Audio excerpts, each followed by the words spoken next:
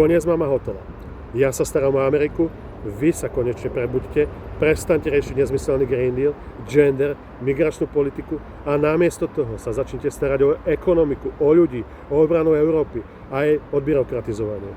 Ak sa nezobudíte, vaša cesta do bezvýznamnosti nabere na obrovských otáčkach. To je správa, ktorú ani 2 týždne po inaugurácii Európa nechce pochopiť.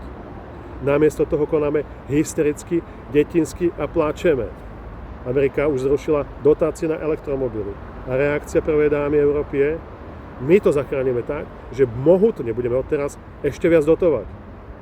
Amerika pohrozila, že nám zavedie 10% cla na auta a celá Európa pláče, že čo nám to idú spraviť.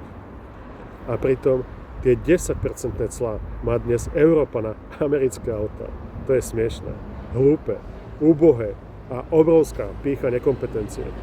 Tak sa dá v jednej vete charakterizovať úroveň výstupov Únie. Namiesto ekonomickej prestavby, záchrany pred rozpadom, ideme základy byrokratizácie, hlúposti a do neba volanej pýchy s 5,5% zastúpením svetovej populácie ešte posilniť. Len jeden dôkaz naivity na záver. Keď Európska únia vyhlásila, že ideme Európu zmeniť na zelenú, Čína na druhý deň začala po celom svete kupovať bane na ťažbu lítia a iných surovín, ktoré potrebuje na výrobu batérií.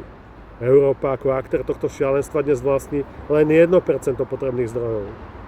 Ale ľuďom ideme zakázať kúriť drevom a takto zachránime planétu a nie len to, aj ekonomiku Európy.